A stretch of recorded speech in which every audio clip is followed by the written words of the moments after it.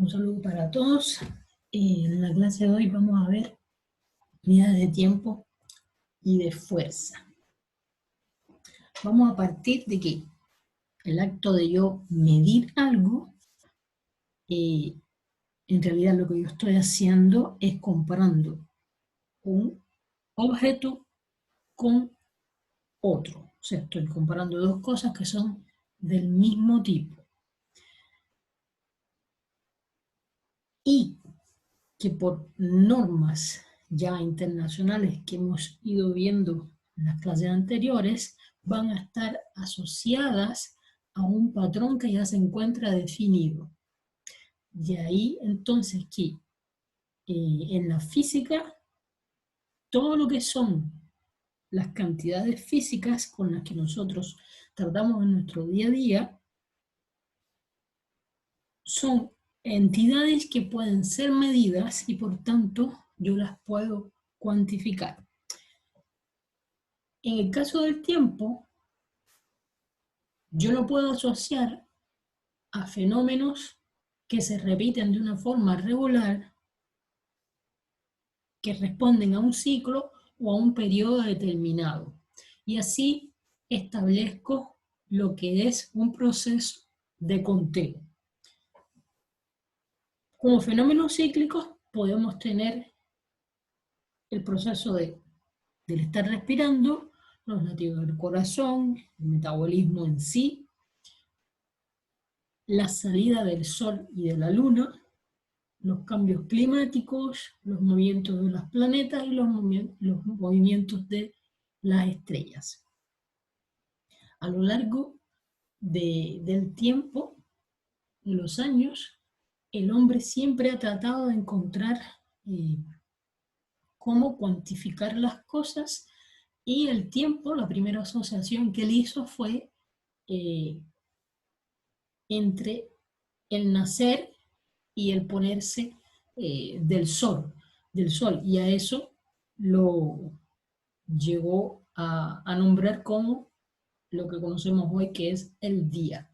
Y a partir de ahí se comenzaron a utilizar diferentes tipos de instrumentos, desde los más antiguos como el reloj de arena o el reloj de sol, hasta los relojes modernos que tenemos en la actualidad, que ya son digitales, automáticos, atómicos, y que lo que me están haciendo es cronometrando eh, el tiempo.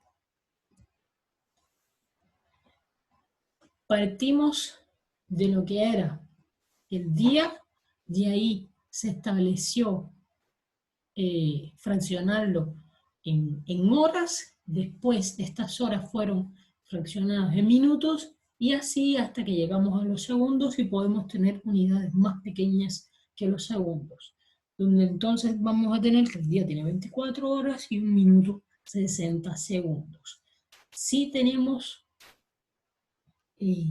intervalos de tiempos que los podemos, dependiendo del tamaño de este intervalo, lo podemos asociar a determinadas cosas, como por ejemplo, el latido del corazón lo podemos asociar a un segundo, que se pierden los dientes, lo podemos asociar a un minuto, el almorzar a una hora, que es el tiempo que más o menos tenemos establecido para almorzar, una semana, que va de domingo a domingo, un mes es el tiempo que hay entre los pagos de arriendo o entre los pagos que yo recibo de remuneración, y un año es el tiempo que hay entre un aniversario y el otro. Para tiempos menores, como ejemplo, tenemos la luz en cruzar un protón, que es de 10 a la menos 23 segundos, el periodo de vibraciones nucleares, que es de 10 a la menos 21, y para tiempos mayores, entonces tenemos lo que es ya la edad del universo, que es 13 por 10 a la 9 años, y la edad de la Tierra, que es de 5 por 10 a la 9 años, o 1,6 por 10 a la 17 segundos, si lo queremos expresar en segundos.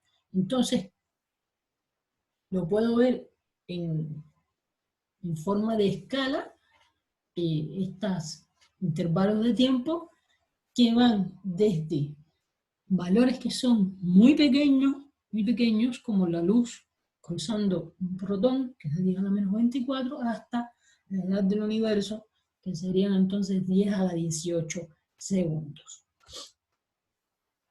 ¿En qué me estoy apoyando? En el uso de estos valores que son muy grandes o muy pequeños en la notación científica, donde yo estoy utilizando las potencias de 10. Puedo utilizar tanto para los números grandes como para los números que son muy pequeños, y acá tienen una relación de formas de uso de la notación científica. Cualquier número real puedo llevarlo escrito usando los factores de potencias,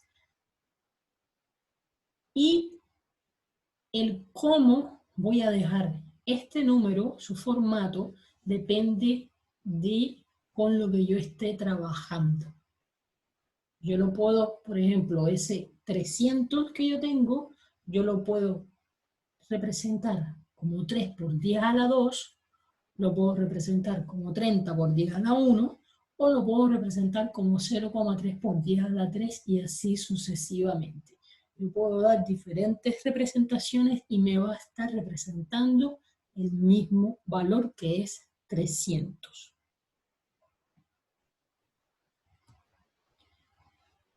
Por convenio, el número real usado con potencia de 10 se elegirá un factor de valor absoluto entre 1 y 10 acompañado a la potencia de 10 que le corresponde. ¿Cómo funciona esto? Número real igual a factor numérico de valor absoluto multiplicado por la potencia del exponente adecuado. Puedo tener un caso como el que está presentado abajo de N1 igual a A por 10 a la alfa, y N2 que es igual a B por 10 a la beta. A me está representando el valor de un número y B me está representando el valor del otro número. Si tengo la multiplicación de N1 por N2, entonces si estoy multiplicando, yo puedo multiplicar los dos números A y D, y entonces el que está usando la potencia, mantengo la base y sumo sus exponentes, en este caso alfa y beta. Si estoy dividiendo N1 sobre N2, entonces divido los números A y D y resto los exponentes de la potencia. Y cuando tengo un número que está elevado a otro número, entonces lo que hago es represento este número elevado a ese valor que tiene, en este caso sería A elevado a la pi, multiplicado entonces por 10, y entonces acá no estaría solamente elevado a la p, yo lo que hago es multiplicar la potencia que trae el 10 por el número al cual está elevado todo mi conjunto. Entonces me quedaría alfa por p, donde p es un número real.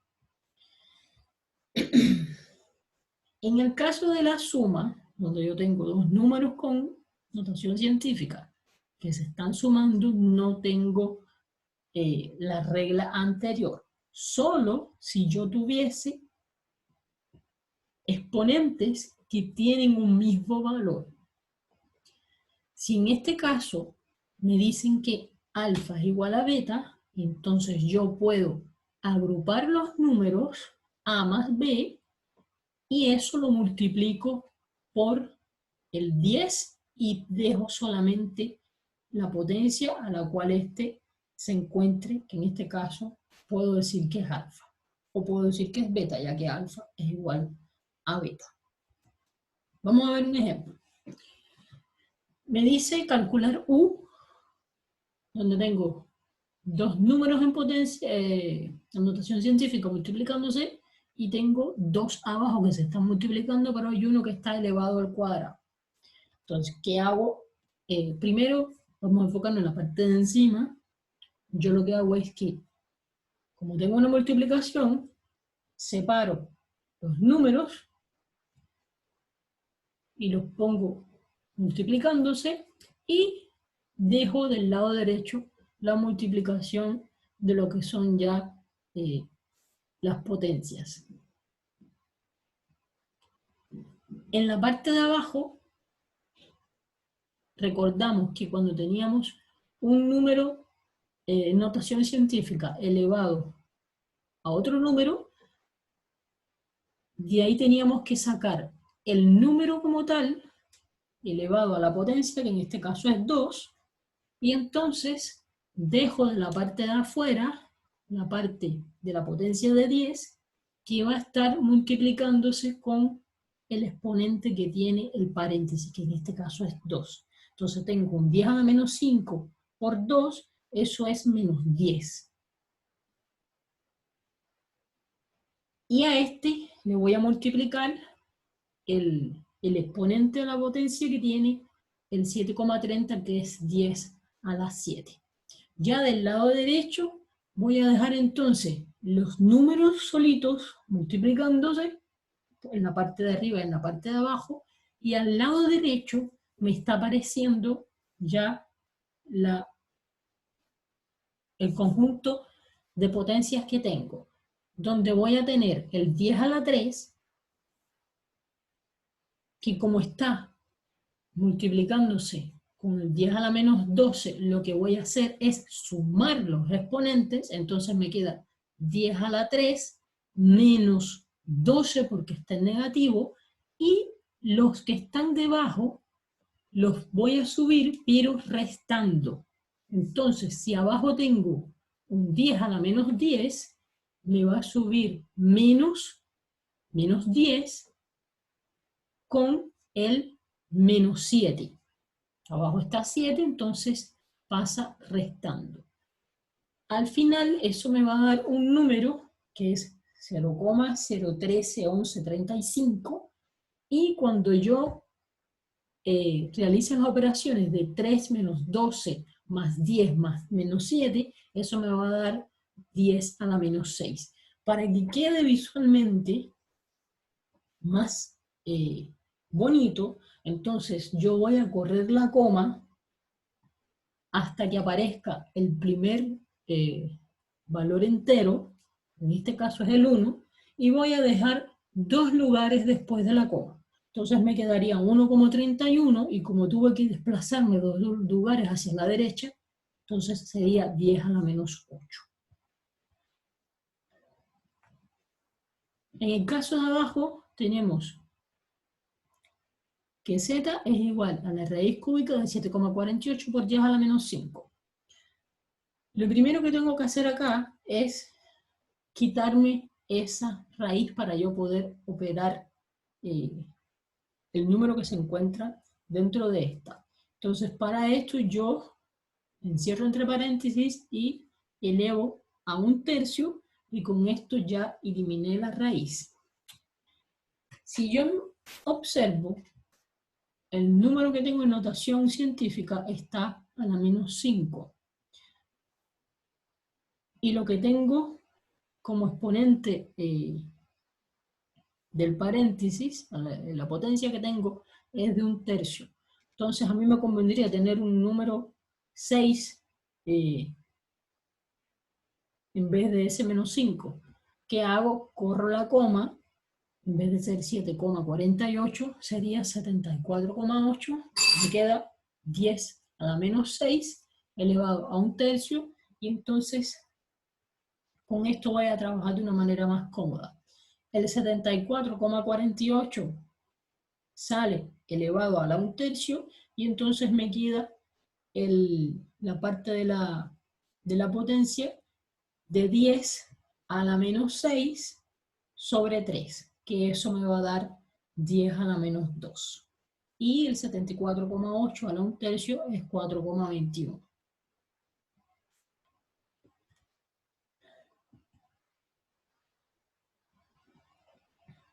Con las aproximaciones, vamos a estar trabajando nosotros acá con 2 lugares después de la coma. ¿Qué es lo más indicado? Que uno trabaje con aproximaciones que sean lo más largas posibles, porque mientras más real sea el número, menos errores yo le estoy induciendo a lo que yo estoy analizando y estudiando. Y eso se van a dar ustedes cuenta cuando estén ya en asignaturas donde tengan que hacer cálculos que llevan una serie de secuencias, y mientras más redondeos ustedes hagan, los números le van a estar dando con más falsedad. Pero acá nosotros vamos a estar trabajando siempre con 2 lugares después de la coma, que es lo más recomendable y más cómodo. De igual forma, cualquier número que yo tenga, sea real o en notación científica, su aproximación va a darme lo mismo.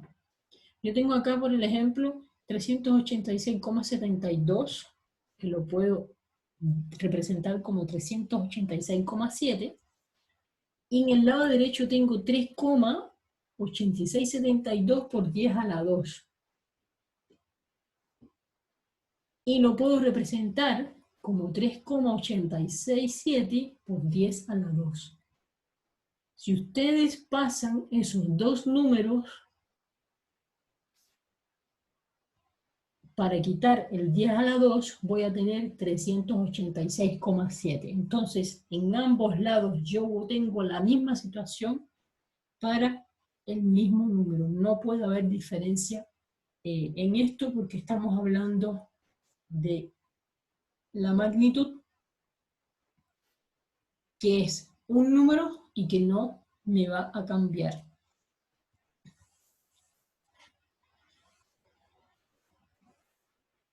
¿Cómo puedo representar yo una secuencia de números, de datos que estoy recibiendo, de algún experimento o algo que estoy realizando y estoy contabilizando a través de las escalas?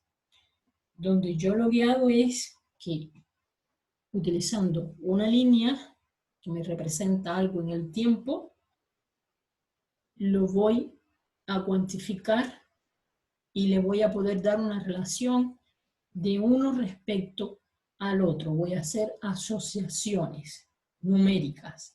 Por ejemplo, puedo tener un grupo de edificios donde los puedo ordenar o por la antigüedad, o por la altura, o por el precio que éste tiene. Un río lo puedo ordenar por longitud o por el caudal que éste tiene. Los hechos históricos los puedo ordenar por su cronología, por la fecha, y las partículas las puedo ordenar por los valores que pueden tener su masa, la carga eléctrica, y así sucesivamente. Acá tienen un ejemplo de diferentes carreras y los récords mundiales que existen para cada una: 100 metros planos, 200, 400, 800, 1000 y así hasta los 50.000. Y yo puedo representar los tiempos que fueron, en que estas fueron realizadas, en segundos, que serían 100 metros planos de 9,9 segundos, pero lo puedo representar, si deseo, en minutos, que serían 0,16 minutos. O puedo decir que esos 10 segundos, que esos 9,9, los puedo ajustar a 10 segundos, o los puedo representar entonces como 1,0 por 10 a la 1 segundos, y así puedo ir relacionando una forma con otra, depende de cómo yo lo quiera representar. Si voy a representar todas estas carreras que vimos allá en un gráfico, en una escala, y esta escala la tengo en segundos, me voy a dar cuenta de que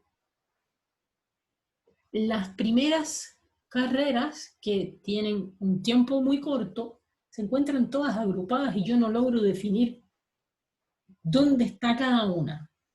Entonces puedo pensar, bueno, voy a poner mi escala entonces en minutos, pero veo que me pasa lo mismo, porque no hay una separación suficiente entre un valor de la escala y del otro. Y entonces lo que yo hago, si acá en esta escala que está en minutos, están de 50 en 50, entonces puedo utilizar una escala en segundos, no en minutos, donde la diferencia entre cada uno de los valores sea de 10 en 10.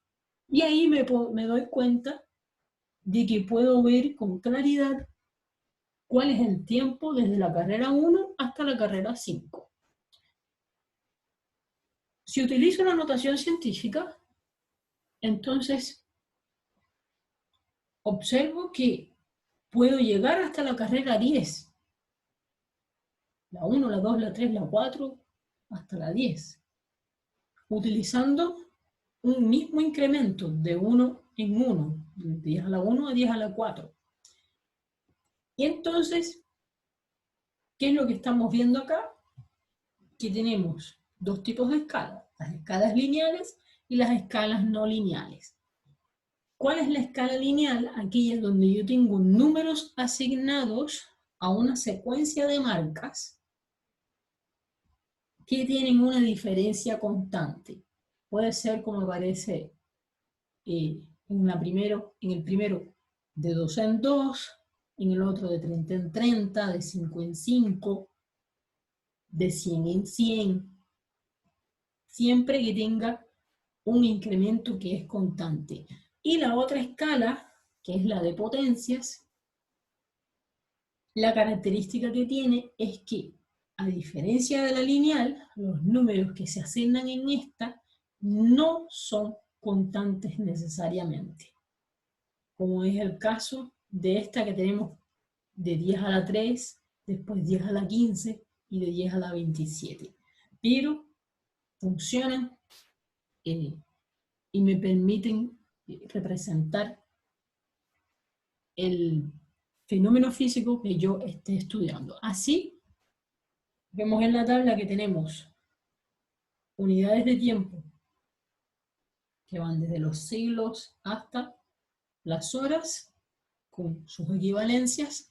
Puedo tener unidades de tiempo que sean a través de la agrupación de días, donde voy a tener 7 días que corresponden a una semana, 15 corresponden a una quincena y 40 que corresponden a una cuarentena. Palabra que hemos estado escuchando mucho en estos días. La agrupación a través de los meses, donde tengo, son los bimestres, que son 2 meses, el trimestre, cuatrimestre y el semestre. Y si Dios quiere, lo vamos a terminar muy bien. Y ya unidades que son menores al segundo, donde tengo los milisegundos, microsegundos, nanosegundos, y así hasta llegar a los segundos.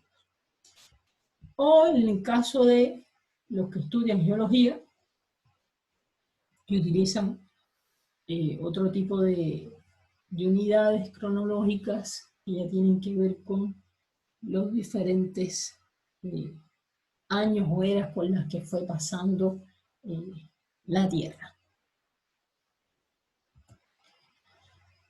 Las otras, lo otro que vamos a ver hoy, que ya tiene que ver con la fuerza, vamos a partir de que La fuerza no es otra cosa que una acción que se va a realizar y que me va a producir un cambio que puede ser o una aceleración o una deformación en o sobre un objeto.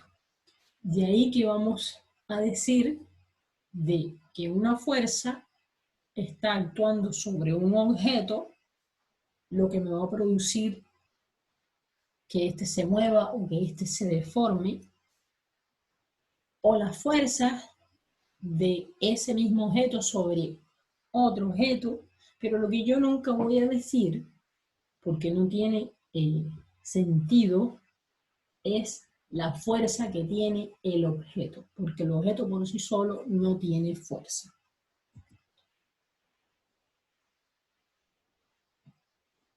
Toda fuerza siempre va a estar asociada a otra. Si yo realizo una fuerza, esta tiene un rebote, o sea, tengo una reacción y una contraparte, una acción y una reacción. Si yo tengo estas dos bolas, A y B, yo voy a tener la fuerza que me está haciendo el cuerpo B sobre el cuerpo A, y voy a tener la fuerza que está haciendo el cuerpo A sobre el cuerpo B y sus respectivos vectores que me van a estar indicando la dirección y el sentido en el cual está siendo aplicada esta fuerza. Un ejemplo un poco más comprensible sería el caso de un imán que me está atrayendo un clavo, donde yo tengo la fuerza que está saliendo del imán en dirección hacia el clavo, y lo que me está representando es, en este caso, la fuerza que el clavo está haciendo sobre el imán. Y la fuerza que está saliendo del imán en dirección del clavo en dirección al imán, me está representando la fuerza que el imán está produciendo sobre el clavo. El otro ejemplo es el caso de la Tierra con la Luna.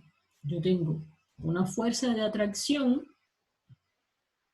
que hace la Luna sobre la Tierra y tengo la fuerza que entonces la Tierra hace sobre la Luna. O en el caso de un auto, puedo tener lo que es la fuerza de fricción, que es la fuerza que el camino hace sobre el neumático, y en su contraparte, la fuerza que el neumático está haciendo sobre el camino. Entonces, lo que tenemos que notar de acá es que tenemos interacciones de objetos que no necesariamente están en contacto, sino que se pueden encontrar a una cierta distancia y no importa cuán lejos pueda ser esta distancia. Así, en el campo de la física, la fuerza es una magnitud vectorial y va a tener diferentes rasgos que me la van a estar determinando, como son el punto de aplicación, que es donde yo estoy apoyándome, el lugar donde yo me estoy apoyando en ese cuerpo para aplicar esa fuerza, la dirección, que es la recta sobre la cual se va a provocar el movimiento o la deformación del cuerpo, el sentido, que va a ser la orientación que tiene la fuerza, y la intensidad, que me va a estar dando ya la medida de la fuerza que se está utilizando.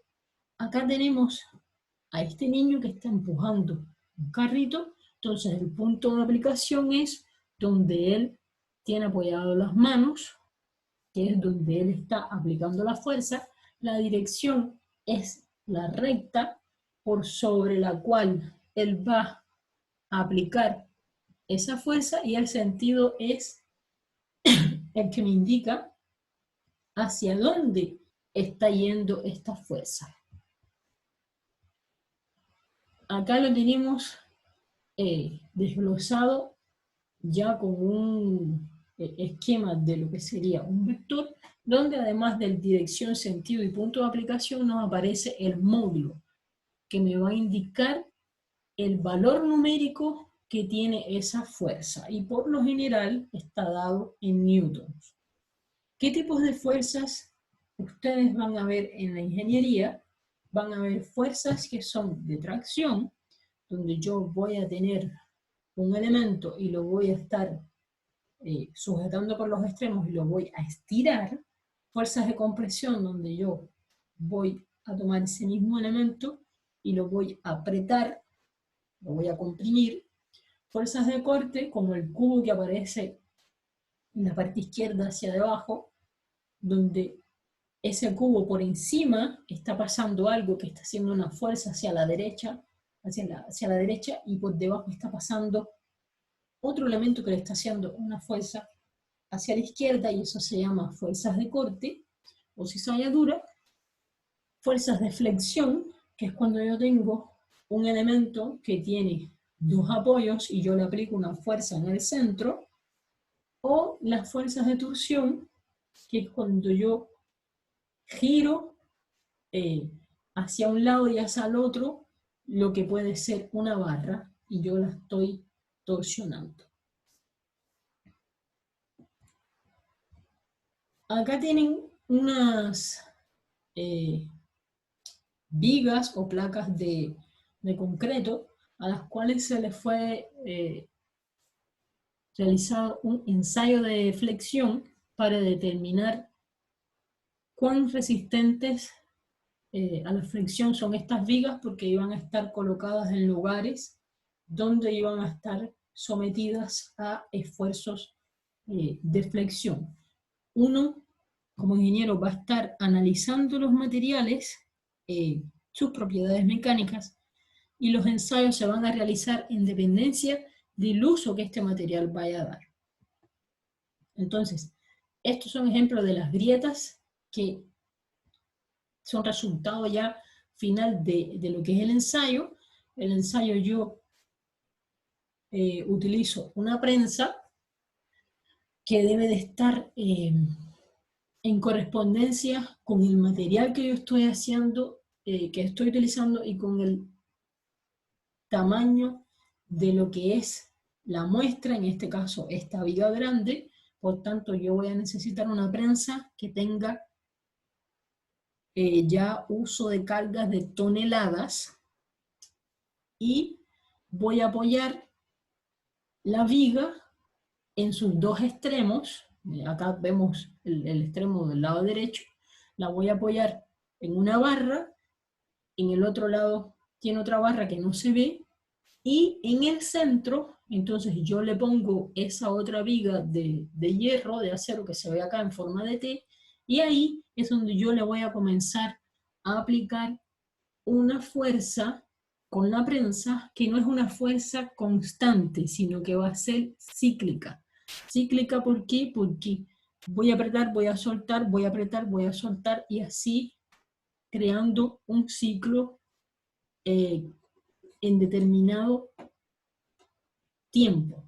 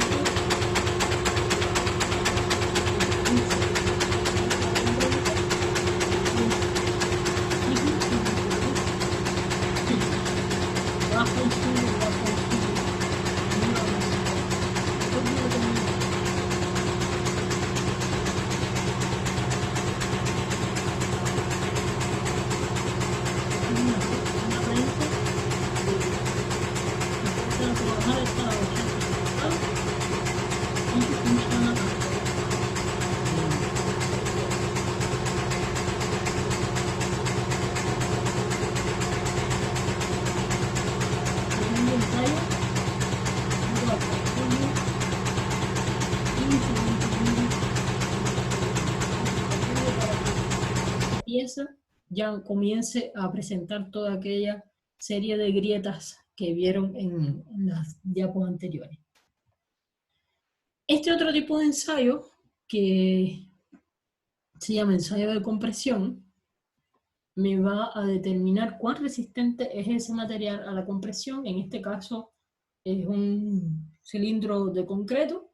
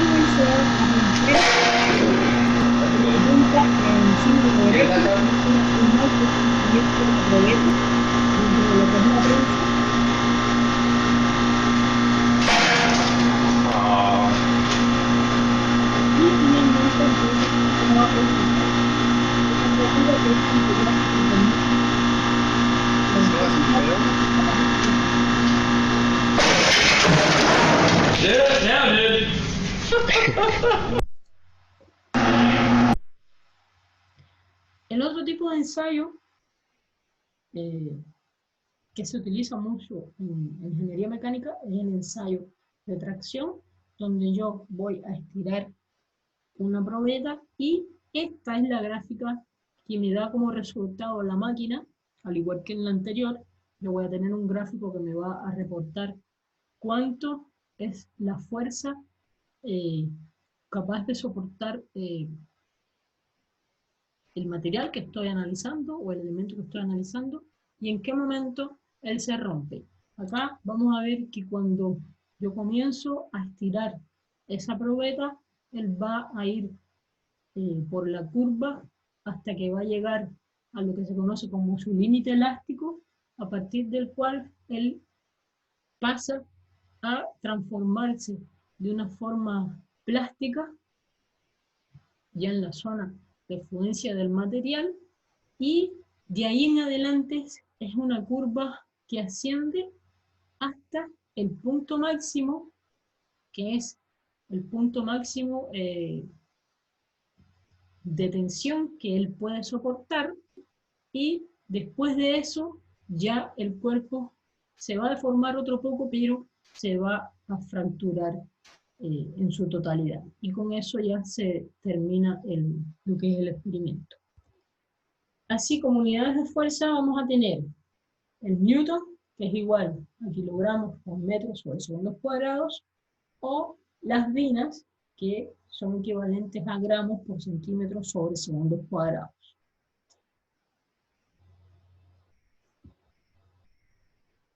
Acá tienen en la tabla relaciones de equivalencias entre kilogramos fuerzas con newtons, gramos fuerzas con newton, o kilopondios en el lado derecho con newtons, toneladas con kilopondios, y así sucesivamente. Y ahora vamos a hacer unos ejercicios aplicando lo que son las leyes de Newton, donde siempre vamos a partir de la ecuación de la sumatoria de fuerzas igual a la masa por la aceleración. Voy a hacer una pausa y vengo con la segunda parte con los ejercicios.